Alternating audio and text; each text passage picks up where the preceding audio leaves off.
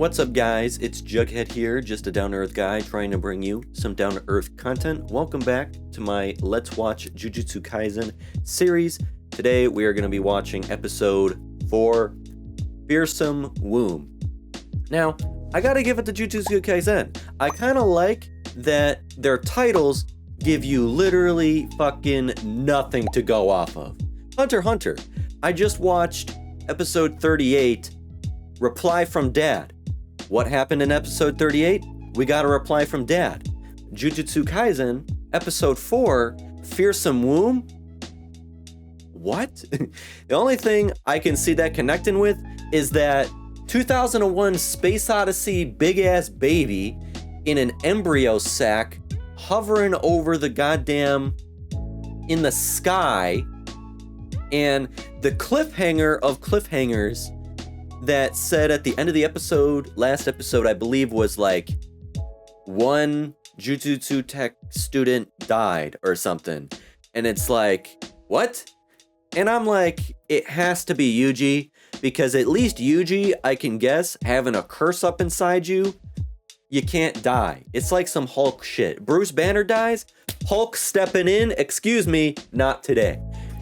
Yuji dies, Sukuna coming in, gonna have to put a stop to this. You ain't dying. He gonna come back to life. Some supernatural curse shit. So somebody will die. I'm guessing it's gonna be Yuji, and then he's gonna come back to life, and it's gonna be like, is this a curse or is this a blessing? Maybe that's what a curse is. That I have this inside me, but if I didn't, I would have died, but I'm alive. Who knows? Very excited. Like, I heard through the grapevine that you kind of get through episodes 1, 2, and 3 to kind of set yourself up, but then episodes 4 and 5, oh, that had some nice smack to it. Episodes 4 and 5 just are the episodes that a lot of people I heard are like, okay, now I'm hooked. Now this is the shit. Now I'm locked in. So I'm excited for that, to finally get into the episodes that people are like, this is where you're gonna know this is the real deal. This is the new era of modern big anime. Like, what would the modern big 3 be? Like, when are we gonna hit the time where, okay, we have a big enough collection all happening at the same time and we can say this is the new big 3? Or is it just pointless to limit it to 3 or even call it big 3 and we just appreciate the shit that's going on? I don't know. Why am I still talking? Let's get into Jujutsu Kaisen right here. It's been a while, so why am I taking up any more time? Let's just do this, you know? So, Jujutsu Kaisen, episode 4, Fearsome Womb. Like and subscribe if you haven't already. With that out of the way, 3, 2, 1. Let's watch, shall we? A rainy day is upon us. Our window verified the curse room 3 hours ago. 90% evacuated. Well, who cares about the 10%? This is like some Chernobyl event. Yeah, what's a window? That's a cool term. Oh. So, are we getting a new character? So you can see curses, but you aren't a sorcerer. Metamorphoses. Special grade curse spirit. Cool. Special grade. I'm him. I'm him. What does special grade mean? How seriously should we take this? Thank you. Why does the text have to be all over the place? Okay. Close call with a shotgun. Even a tank may be insufficient. Okay. Then there's special grade. Let's say you might be on even footing if you carpet bomb it with cluster bomb. Okay, yeah.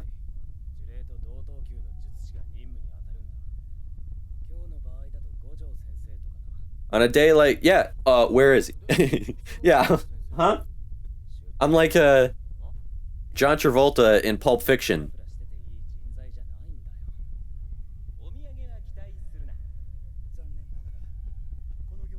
Constantly, yeah, you only have fucking 3-4 students in your entire school. That's nice. So this is why students die. Understaffed, underpowered. You have to do it anyways. Run or die.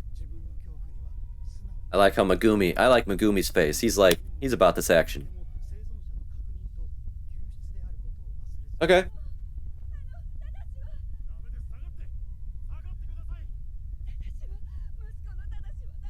Tadashi. You can't get emotionally involved. Do not get emotionally compromised. Even Gojo said you're gonna see some gruesome shit.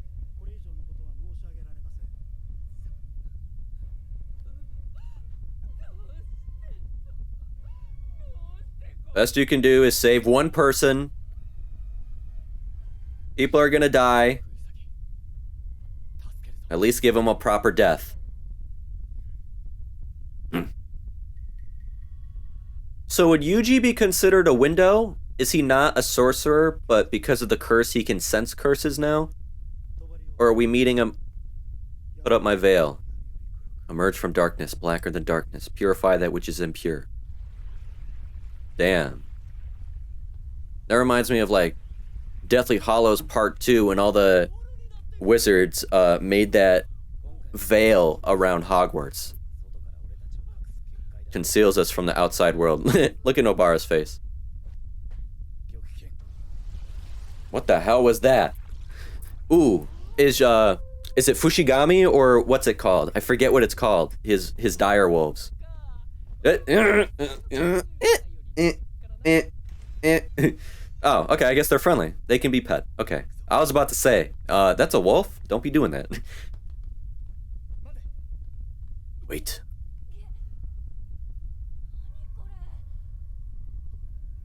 What the hell is going on here?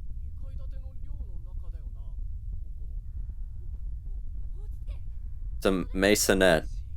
Don't know what that is. Innate domain due to cursed energy. You're throwing a lot of big words at me. And since I don't understand them, I'm gonna take it as disrespect. Check this out, though. First of all, you're throwing too many big words at me. Okay, now, because I don't understand them, I'm gonna take them as disrespect. Watch your mouth. I love their dynamic. I love Yuji. I love Nobara.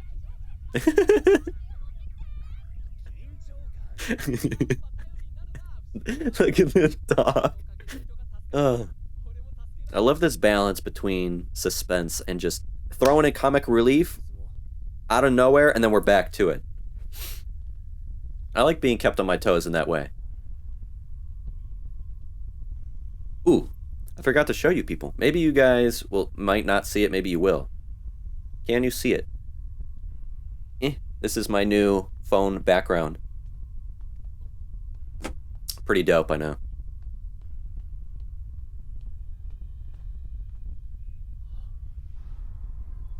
Yikers!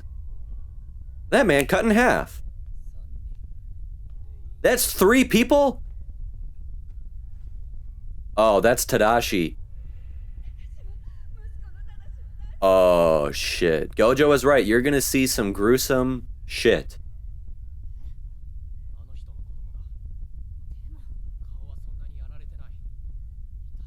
It's sometimes better not to see.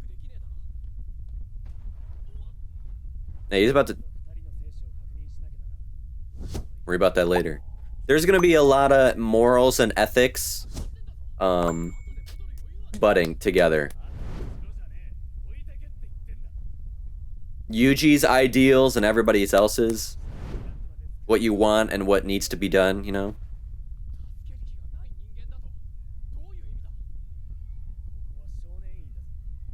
That's a good shot right there.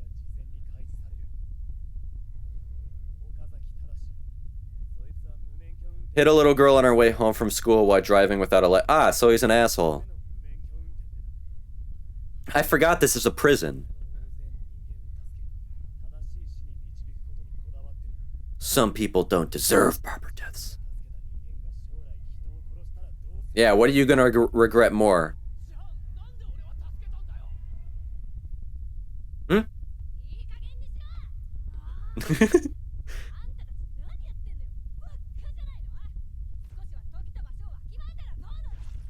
Oh shit!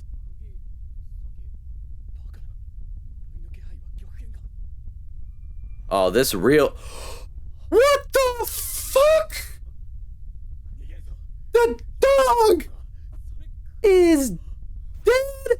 Oh, fuck. What the fuck is that? Sukuna, we need your help.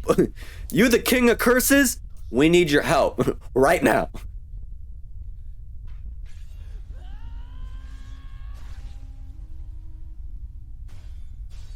Oh! Oh!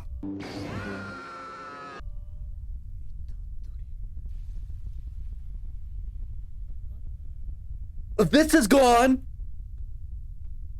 What the fuck? He just got Luke Skywalkered. Oh, fuck this. Fuck this. I'm out. Go about your business. I'm gonna leave you alone. Yo. I love Megumi, dude. This is slick. He just ditched Yuji. He's missing a hand. Where did he go? Where did Yuji go? He just... It didn't even hurt him. Oh, yeah. It's like... Oh. This is like some fucking Voldemort shit. This is like Naruto with the Nine Tails. Like, give me some of your power, dude. You might not get it back. Oh, shit. Yeah, can we work out some amicable relationship here?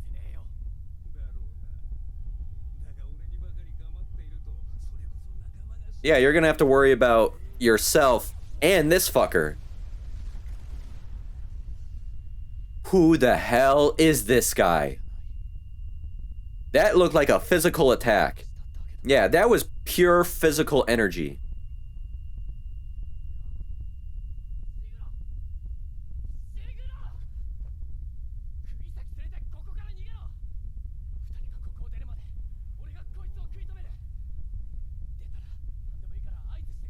Oh yeah, you get out, switch to Sukuna, fuck this guy up.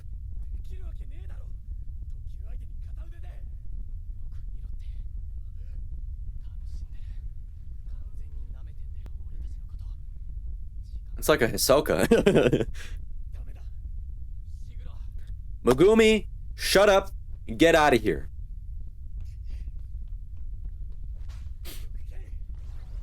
That's a cool ass move. I don't even know how you fucking mimic that. Is it like this? You only got one dog left. Damn it. Oh, she took all them bitches out. But she's on her last one. It's like hair and eyes mixed together. This is... Imagine having the imagination to be like, I'm gonna draw that guy. Like, you just pulled that from your imagination. Ouchie mama.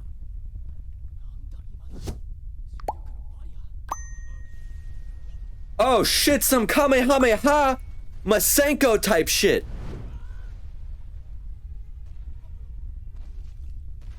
Ah, ow, I'm hearing bones. Oh, this guy's dead. He died. He died. This is the guy who died. This is the sorcerer who died.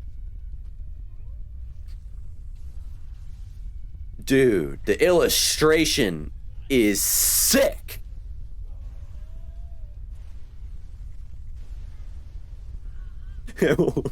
Just a nub and a hand. Ah! Oh,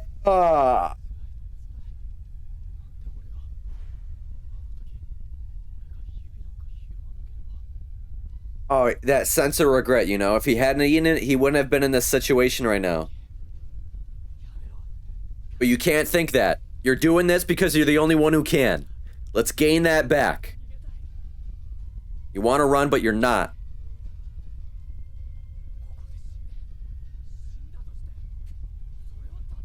Yeah, you want proper death for others? This is not going to be a proper death for you. Fuck this bitch up.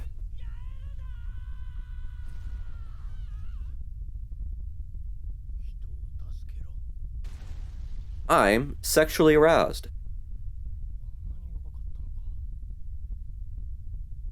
Damn. I love Nobara's attitude, dude. Sakura wishes she was her. About to get eaten by a frog and she still got her attitude. Okay, so he ain't just got... He don't just got the wolves. He got animals on deck. This guy is a zoo. He went with the Orochimaru snake action, then the fucking Gabambunta frog.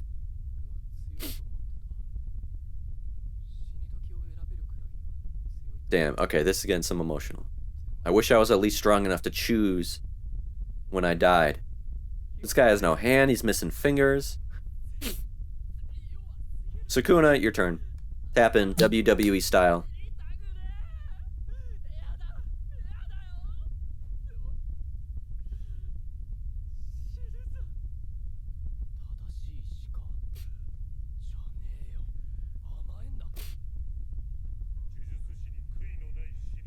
Yep. That's what he was feeling in that moment.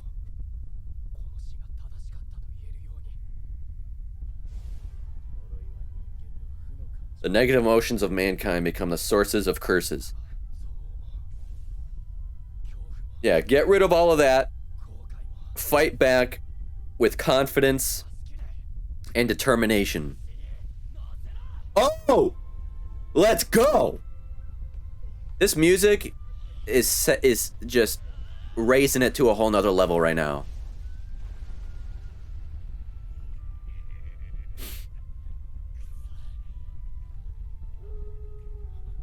Dude, that was sick. That sound... Is that the white wolf or the black wolf? Oh, he's out. He's out. Let Sukuna out. Let Sukuna out. Oh, if I wasn't aroused before, this desk about to be knocked over, if you know what I mean. The king of curses. This guy done fucked up.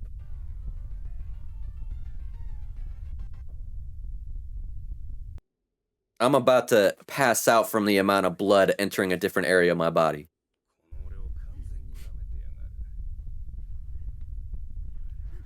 Do curses know of other curses? Does he senses this energy?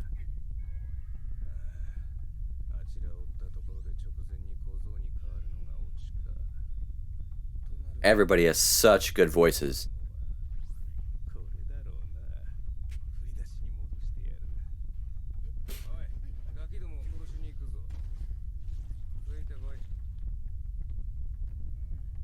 He grew his fingers and hands back.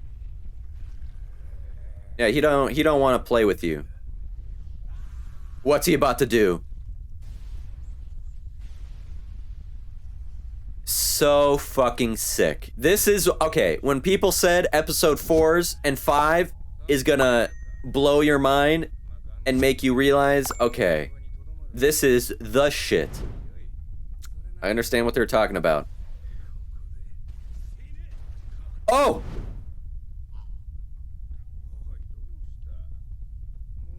I love this attitude.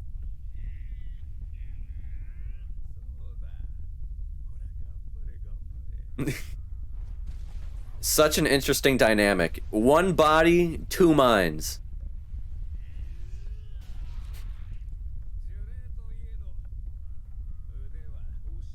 Oh!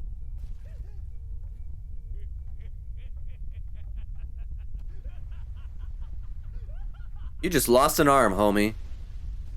And you just got crushed. And drowned. Rip the other one off. Jax style. Just casually driving off with a car while you got special grade curse versus king of curses.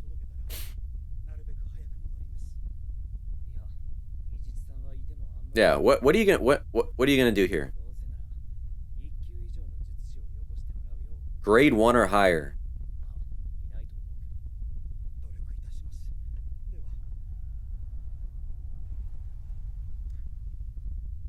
Where's Gojo when you need him?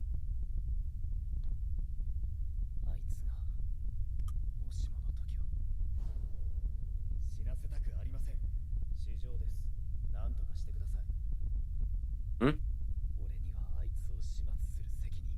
Oh. To end Yuji, aka Sukuna? Yeah, I was about to say, aren't they both special grade? But there has to be a tax bracket within that. 'Cause look at this.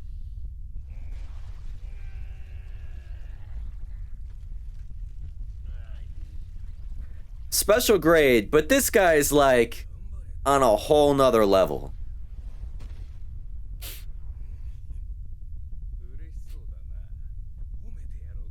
Feel like we need to add more categories.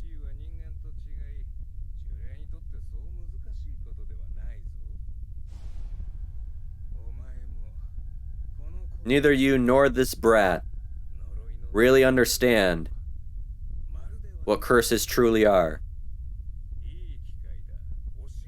So is he saying he's so powerful he was actually able to heal a human body? Domain expansion. Huh? Oh, we're entering hell. Malevolent shrine. Dude, the imagery in this. Oh! Some he just got fatality'd. This is some Mortal Kombat. Ugh. Oh! That's why he was so powerful. Oh, shit. Imagine just finding a piece of yourself. Ah, that's my finger. Cool. Pop it like a hush puppy.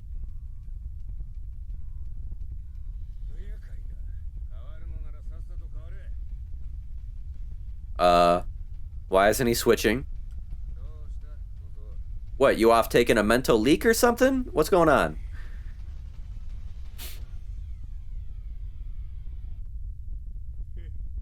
That's creepy as hell. Damn, the episode's already over? Wow. That was chef's kiss. So, let's discuss. Man, I'm so excited for what's coming up in Jujutsu Kaisen from here on out after this episode. This episode was on an entirely different level, plane of existence than the previous 3 episodes. And when I heard some friends of mine and even people I follow on social media talking, spoiler-free of course, about Jujutsu Kaisen, many of them mentioned how episodes 4 and 5 were the killer episodes. They kind of felt episodes 1 through 3 were not for them. That's all down to personal taste. But episodes 4 and 5, those were killers. The ones that sealed the deal for them. Them saying, yep, I'm sticking around. I'm invested. You got me hooked. And you know, you can't always go off other people's opinions. I don't put much weight or validity to things like Rotten Tomatoes scores for film, unless of course it's like a 90 to 99% rating. I, being this film buff I am, can gauge quality film on my own, and I'm confident in my own opinions, my own critiques, my own eyes. But you know, those movies that sit around 60 to 70%, those are the movies that truly depend on the viewer. Same with like my anime list in the case of this medium here. But I had those opinions in the back of my mind going into this episode just to have them there. Like, okay, let's see what all these people meant. And damn, this time I fully agree. They were right. Phenomenal is the word I can describe.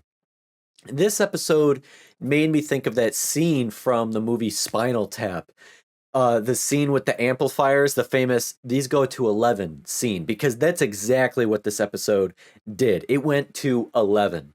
You watch the first 3 episodes, and then you jump into this episode, everything has gone relatively well for our group.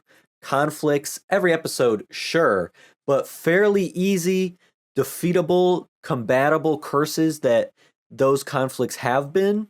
Last episode, being the first time we even see teamwork actually take place. Otherwise, nothing Megumi or Gojo couldn't have handled themselves with little to no effort, let's be honest. So you as a viewer even begin to grow possibly overconfident in our characters, as overconfident as maybe our characters themselves got too. Particularly Yuji in what we witnessed in these 20 minutes. That overconfidence got shattered into a million pieces. An enemy comes along to confront everyone and present them with real risk, ultimate risk, death, that is. What I really liked is the blending of 3 integral puzzle pieces to form what is a perfect episode for me. We had the character development, like the inner monologue Yuji had with himself, or the clashes between Megumi and Yuji, the brief but important moments with Nobara, even Sukuna, learning more of him since he was out and in control and on display for the first time the majority of the episode.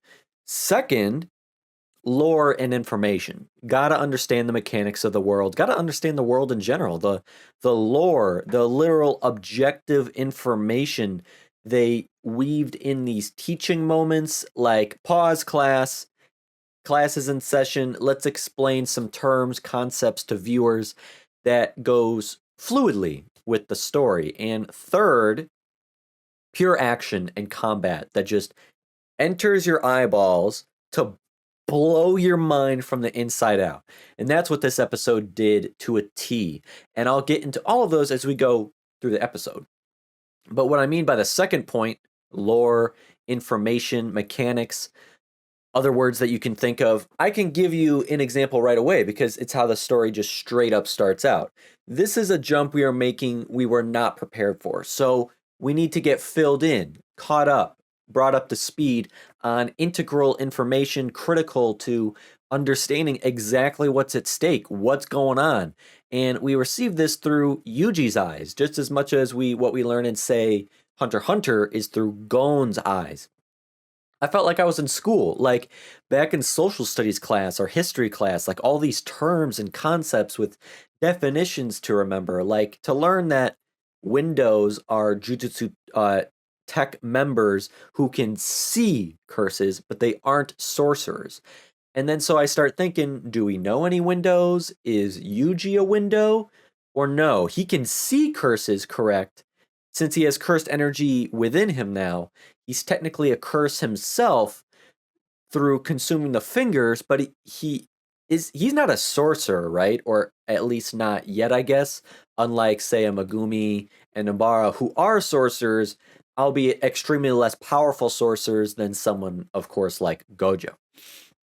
Also, learning the breakdown behind curse grades I found especially interesting and useful. Besides Sukuna himself, this is our first special grade encounter, so why not understand a little bit better exactly what the hell we're going up against and what we're getting ourselves into? Level 4. Baseball bat is going to suffice well. Just make sure you step into the swing, Level 3, you better stay strapped. Now we got to rely on bullets. Level 2, even the shoddy ain't going to cut it. It's cutting close. These curses eat those buckshots for breakfast. Then you hit level 1, and the power scales immensely. We were talking about shotguns just a second ago, but level 1 motherfuckers, tanks are enough. Pulling up in an M1 Abrams, and they might shrug that off? Okay then. And what we're dealing with is even more insane than that. And that's what's so good about this lore building and knowledge growth. I didn't have this perception or perspective before this, so to really understand the power a special grade entity possesses Operation Rolling Thunder, call in the kill streak like we're in a goddamn Call of Duty lobby or something. Drop a carpet bomb on a special grade curse, and even then you just might make it a fair fight. Like, Jesus Christ. Like, where the hell is Gojo? What did he have better or more important to do that this didn't take main priority or even just for the day or put this high on his schedule list? Like, I'll be curious in the next episodes to see where were you at, dude? Better be some goddamn good reasoning that he left a special grade dire situation like this that he can take on. Leave it to the pupils and the underlings, the subordinates, students, whatever you want to call them, when he's the only one who could stand a chance. As we're told in this business, they're constantly shorthanded. You will continuously be finding yourself fighting beyond your power and any reasonable capabilities. And I hear that and I'm like, yeah, that makes complete sense. Maybe that's why you're shorthanded. You send people to their death sentences, fighting shit out of their league. So they know they're dealing with a special grade entity, or they at least know they might encounter something special grade. So it's really essentially just a scouting mission for no reason, because I don't know. Personally, I don't really see the point in scouting something you already know exists and gotta be in there. And when you're told either run or die, like, oh, thank you, excellent options. Like, why even bother at that point? Gojo couldn't push what he had going on either like to tomorrow or do it ahead of time yesterday. Like, if Gojo's all that, pop your face up for an hour or two, get the shit done, clean up, and get on with the rest of your busy schedule. But we play with the cards we're dealt with, I guess. Again, no wonder the student population is so low. They all dead. All they're responsible for is verifying the special grade and finding survivors. Like, bro, what's there to verify? I feel like it's fairly obvious we got some evil shit afoot. You can cut the tension in the air with a knife like out of an episode of Scooby-Doo. You really think this shit's anything less than special grade? At the end of the last episode, I literally saw 2001: A Space Odyssey baby embryo floating in the sky. Just me personally again, wouldn't you rather be overprepared by just having Gojo here or something than, you know, be massively underpowered to the point it's either run like a pussy or die like a bitch? Neither solves anything. You just back to square one, but with less people and absolutely zero morale. Like, you know, me, when I go out and get food, for example, and I can either choose between the just right portion and the full portion, my fat ass choosing the full portion every goddamn time. I eat until I hate myself. I'd rather be too full than still hungry. There's nothing worse than still being hungry, because at least being too full and hating myself means I got my money's worth. And that's on American portion sizing. Or, you know, packing for a vacation. I always overpack. I'm never going to learn my lesson. I'm going somewhere for like a week. I'm packing 2 weeks worth of socks and underwear and clothes. You gotta pack just in case, you know. I pack like I don't even know what mood I'm gonna be on any particular day.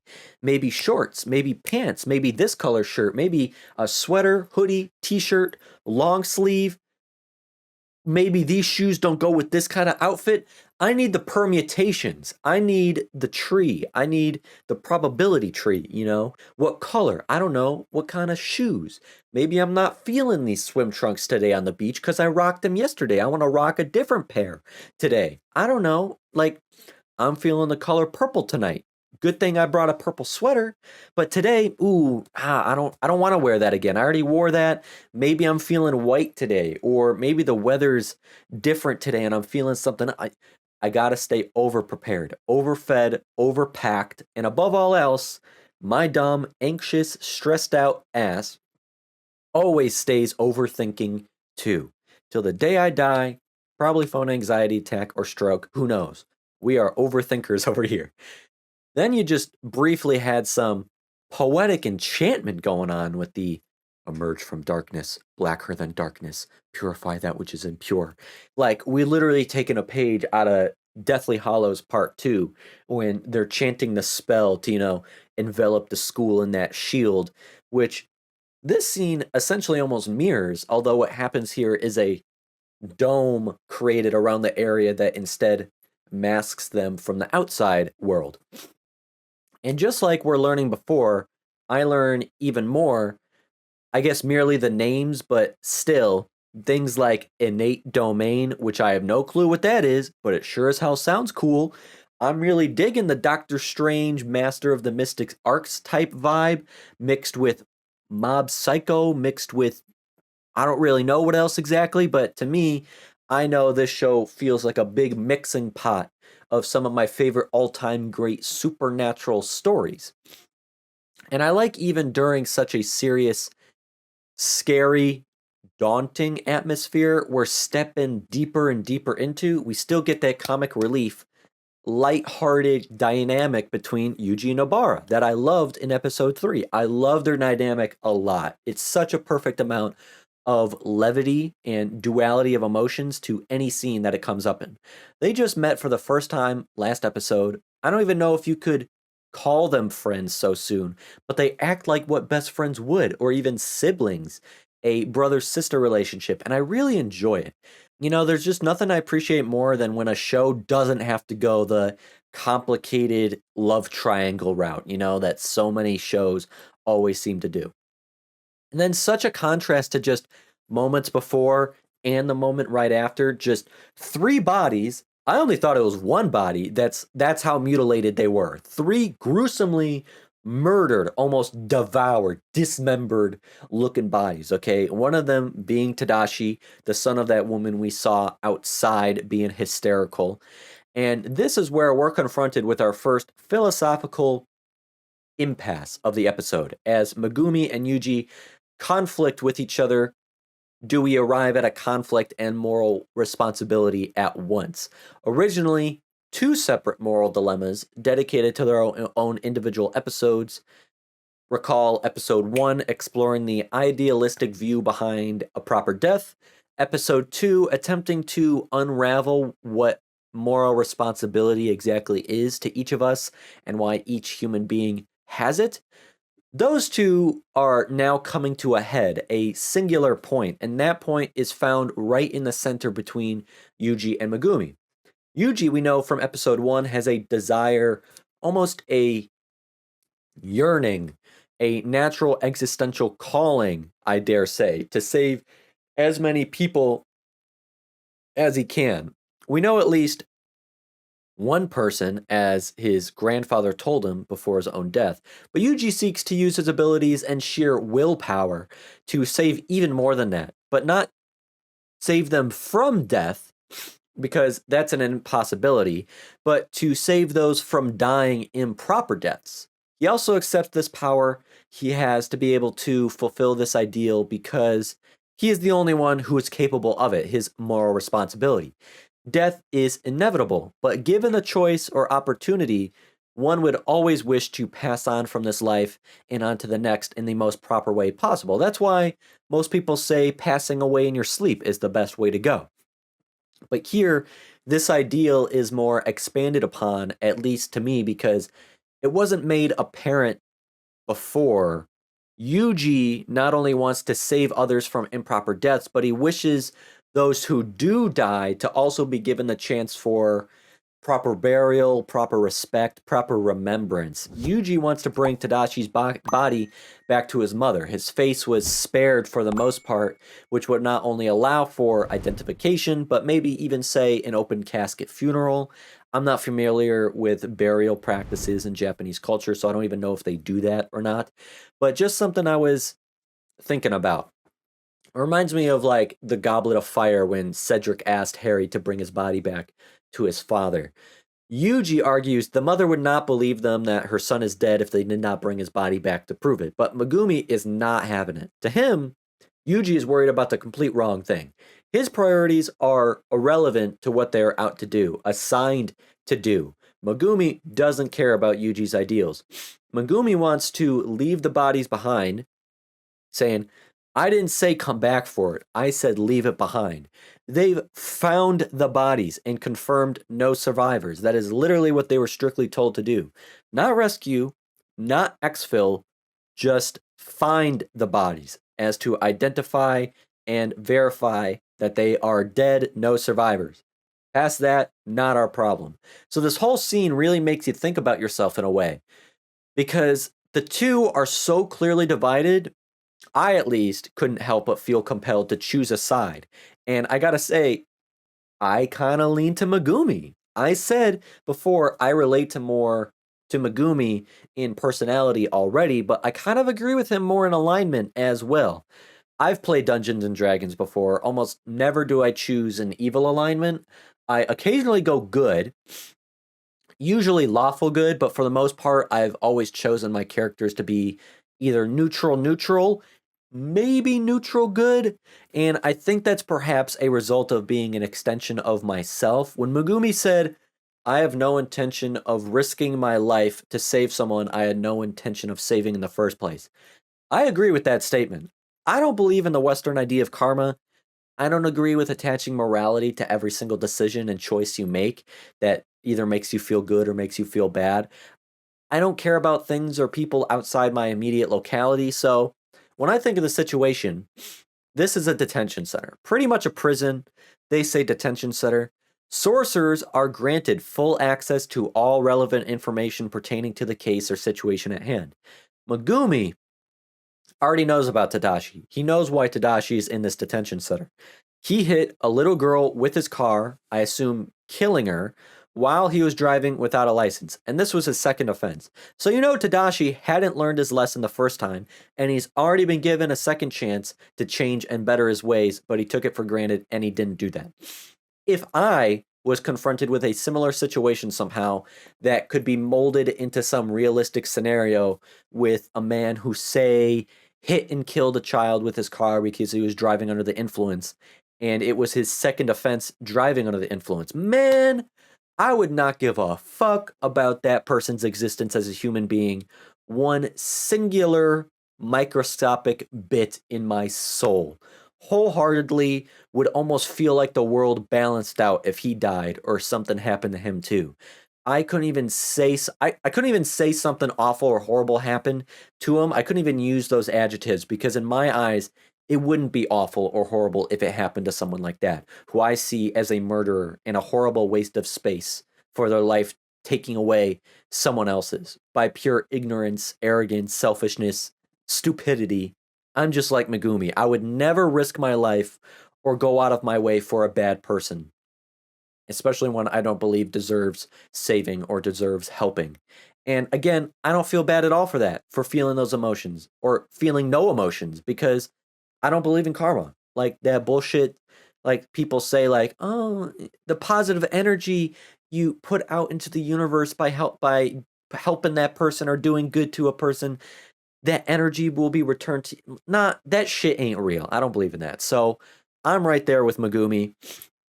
I was thinking the exact same thing when Megumi was like, I know you're stuck on saving a lot of people and guiding them to proper deaths, but what are you going to do when someone you save kills someone in the future? If I saved that drunk driver and they committed manslaughter again, somewhere on down the line, I would always attach that tragedy to me, like I caused it. This scene is so impactful because of this hugely thought-provoking dialogue. You know, this is my bread and butter right here. Dialogue and concepts like this. Megumi just shoves Yuji in this moral conundrum, and it even gets even more complex because Yuji argues back to him, then why did you save me? Amazing how they both ask each other almost impossible questions. Yuji couldn't answer Megumi's question, so he asks a question right back. And Megumi couldn't answer Yuji's question because he probably hasn't been morally or intellectually challenged like this before, or he wasn't expecting his own thoughts and opinions to be turned on him or challenged in the first place, because Megumi in the first episode contradicted that statement. That's why That's what Yuji means by why did you save me? Because Megumi in the first episode contradicted his statement that he said. He had no intention of saving Yuji. He was only out for the cursed object, yet he risked his life to try and save him. So there must be something deeper within Megumi, something similar to what is already within Yuji. I was really hoping for both sides to be broken apart further into a fuller, more dense argument between them, but that would take us too out of the actual moment at hand. It makes sense that things get cut off so abruptly and events are so unpredictable where, Nobara just gets sucked into the floor right under her own feet and you're like, wait, what? And Megumi's demon dog should have sensed that before it happened. Like, what's up with that? And holy shit, the dog is fucking dead and mutilated inside the damn wall, just a head poking out. The fucking dog is dead as a doornail, dead as roadkill. You couldn't get more dead than that. Like, thing is a goner. Like, holy crap, and we didn't even see or hear it happen. Plus, we're now split up. Nobara can take care of herself a bit, up to whatever sorcerer level she is at herself, but this ain't fucking Scooby-Doo and the gang. We don't split up. Scooby is fucking dead, okay? And Velma just went missing. Now it's time for Shaggy and Emo Fred to find her. But before that, the special grade spirit, curse, whatever, pops up out of nowhere right beside them. Honestly freaked me the hell out. Probably targeting the most negative emotions it could detect, since we know that don't curses feed off of negative emotions and negative energy, and these two were just spewing that, just literally yelling at each other, pissed off. They were leaking and spewing negative energy. And Yuji just gets Luke Skywalker, gets his hand sliced clean off. He doesn't even yell in pain or anything, which was the most shocking aspect of it. You see Megumi is just completely taken aback. He's the shocked one. Like, a feeling of like, oh my god, this is not going according to plan. Like, is Yuji just so focused that it doesn't hurt? Or does his powers gained by Sukuna numb his pain? Like, he wasn't even bleeding that much. You got your hand cut off, bro, and he doesn't seem in pain. He just immediately wrapped it. He wrapped his hand up and kept his focus. I was impressed by that. And Megumi may have lost his dog, but this guy's got a whole ass zoo at his disposal. This guy's summoning eagles and shit. Yuji chooses no better time to ask Sukuna for help. But of course, it ain't that simple. Sukuna's gotta be Sukuna. No surprise. Like, that guy's just gonna help out the other. Like, he's just gonna help out of the goodness of his dumb old heart. Nah. Mans don't even have a heart or a soul. Or like, his soul is split up into 20 different fingers, okay? Sukuna don't even need to help because of this. Like I said, and he said, his soul would have 18 other fragments he could live on from, like Voldemort, okay? Yuji can switch if he wants, but Sukuna has his own ideas. He'll just kill Megumi before a special grade curse even can. Then he'll go kill Nobara. Sukuna ain't threatened by this special grade curse. If anything, you'd think they'd be on the same team together, being mutual special curses and such. Sukuna wants to have his fun and go kill Yuji's friends inside Yuji's body, make him watch. And so not only is Yuji not able to fulfill his ideals, he lost a hand and is now stuck between a rock and a hard place. If he doesn't use Sukuna, they're completely outmatched. They're both good as dead. If he uses Sukuna, but lets him run rampant, Megumi and Nobara will die. But if he focuses too much on suppressing Sukuna, his friends will still die. So, what the hell?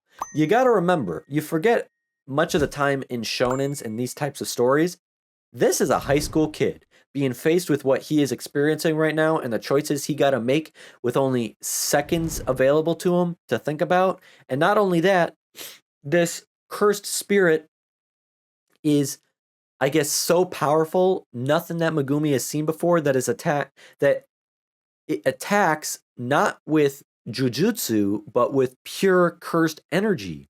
And you can see that terrifies even Megumi, the guy who always has an emotionless, grumpy look on his face, now with a look of terror and fright. But Sukuna being Sukuna, we get Yuji being Yuji. He isn't about to have his friends die by anyone's hand. Not Sukuna, and not by this scary bastard either. He may be the new student here, but he takes command. He orders Megumi to get the hell out, find and grab Nobara, leave this place as fast as they can, give him some sort of signal that they're clear, and he will release Sukuna without risk or reservation. And Yuji demands this, please, I want to do this, he says. Megumi rescued him for a reason. Yuji is here for a reason. He's the only one who can do this, let alone he chooses to do this. He wants to do this. Now, leave. And Nobara, such a badass. I said this in my One Piece reactions. The mysterious redheaded girl in One Piece, I still don't know her name yet, and Nobara are my female, woman, girl characters I love. Badasses who handle their business with strength and power. Like I said in episode 4 of One Piece, Sakura could never. Here, too, Nobara fighting like she is, Sakura could never. Such a badass. What a presence she has, standing on that pile of masks that she's taken down all by herself, surrounded by even more, like the Hydra, you cut one off, two take its place, ready to take even more of them on. If only she brought enough ammo with her, you can like see her dip her head, but with a smile on her face, like some innocent but deadly girl. I love it. Just again, so many male characters written so well across all mediums of television and film and paper. I'm new to anime, but seeing such a well-written girl that young or older girls or women can find badass and admirable and cheer on and relate to, especially if they haven't encountered many female girl characters like her, and it's also good for guys too to have a girl that they can cheer on and see take the spotlight and kick some ass too. And man, the animation this episode was out of this goddamn world. I felt like I had to grip the armrests on my chair and my hair was blowing back. I needed sunglasses as the bright displays of yellow and orange explosions filled up my screen. Literally a roller coaster, it felt like. Out of this world animation. Mob Psycho levels of insanity just being all over the place, absolute chaos. But you know how like Mob's animation is more illustrative and kind of grungy, not as neat or tidy? Jujutsu Kaisen is obviously much cleaner by comparison, but just equal levels of intense insanity and insane intensity. Like, holy crap, everything was happening so fast. I wanted to have more time to absorb what just happened, but then I was trying to absorb what was happening now, and then 5 seconds later, something else is happening. I never wanted to pause and rewind scenes so bad right then, but I don't want to do that during the reaction. It's already 20 minutes to begin with. I don't want to do that to everybody. I can always do that when I'm editing my videos. Like, dude, Yuji literally starts melting and disintegrating from his skin like Wolverine. You guys remember, if you watched it, Logan in X-Men 3, when he's struggling to reach and get to Jean Grey as she turns into Phoenix and unleashes her power, and his skin starts to rip and tear off his body into dust, only staying alive and intact because his healing powers, his regenerative abilities could keep up faster than the destruction being brought to him. And it was just jaw-dropping what I was witnessing. And he begins to look back on his life, the recent events that have transpired to bring himself to this tragic, painful moment that he is experiencing. Remember, he's a teenager. A feeling of regret begins to consume him from the inside out, and he is physically getting destroyed from the outside in. Just thinking, if only he didn't get involved, if he didn't pick up that goddamn finger, if he didn't eat it and survive it, if he didn't agree to anything, if either just didn't get involved and live his life like a normal person, or just died right then and there, a more proper death than this, his life would have never come to this. He starts having visions, flashbacks, as what is usually depicted, your life flashing before your eyes when you are either close to death or the imminence of death. He wants to run. He just wants to quit it all, run away. He wants to wish this all never happened to him. His biggest regret and wish is that he doesn't want to die, all while equally fighting against himself at the same time on the other half to stop these thoughts of his, because these are negative, bad thoughts. If he died here, if he actually died here, would that be a proper death? No, it wouldn't. Not at all. He tries to stop thinking and just do instead. Stop thinking, just act. And in another area, you have Nobara's hammer broken on the ground. She's suspended upside down in the air, about to get eaten by some frog looking thing. And she's still talking back, still with that attitude and that fighting spirit, contrasting the thoughts of Yuji, even if the events are similar in their own seeming demise about to occur, one has better energy than the other. At least Nobara has her savior come up. Megumi coming out of nowhere with a snake and another frog. Again, his zoo of an arsenal. Snake attacks the bad monster frog. Nobara gets slurped up by this nice little froggy. Rip cell phone though. Cut back to Yuji with no savior at all. One hand missing entirely, the other hand missing his fingers. And he says, I thought I was at least strong enough to choose when I died, he says to himself. How can he help others die proper deaths and do his best to save others and choose when and how they die when he can't even save himself and choose how and when he dies? How can he save at least one person if that one person can't even be himself right now? And I think it's incredibly important to remember, think about, and note that Yuji from episode 1 was set up as a character and protagonist who has dominated all other facets of his life, essentially. He's dominated his peers physically since young childhood, which comes together to reinforce this breakdown of his. Also, the fact that cursed energy hit Yuji through a reinforced concrete wall like it was cardboard, like it was nothing. And you remember last episode, tag teaming with Nobara, when Yuji said if the concrete wall he burst through had been reinforced, then maybe it would have hurt him. Such a high falling to such a low. When the principal said Jujutsu sorcerers never die without regret, he had nothing but experience and knowledge behind those words. Do you think the principal of this school even got this job and doesn't know what he's talking about? Of course he does. Okay. And he knows what he is saying is true, as these sorcerers most likely die too soon and they die in horrible ways. Never does a sorcerer die without regret. Regret for choosing this life in the first place. Regret for dying at such a young age, or regret for dying in this fashion and so brutally and so painfully. But Yuji made his promises to his grandfather, which he made promises to himself, dedicated himself to a mission and to a promise to be kept. And what is more personal to him, he wants to be able to say his death was a proper one. So he has to take it upon himself, build up within himself the will and the drive to live. Let all that hate and fear out, which the curse feeds off of, channel it instead into strength of his own. And you see him channel that cursed energy into like a furious energy fist that engulfs his hand. Like, that just looks super badass, like almost like Ghost Rider type looking. Like, unfortunately, it didn't do shit, but you can't really expect it to. Even with parts of Sukuna inside him, I can't possibly see him being special grade or doing any sort of damage like that. That would just be way too overpowered and bad for character development. But this will for sure be this will sure be an ability I hope to see in the future that he can hone in on and develop further into his skill set. And we see Megumi and Nobara with their respective abilities, for example. Let's get Yuji in the club. Yuji got to have his own thing going for him, you know? So with pretty much having exhausted all other options, he lets Sukuna out. Doesn't go as planned in the beginning.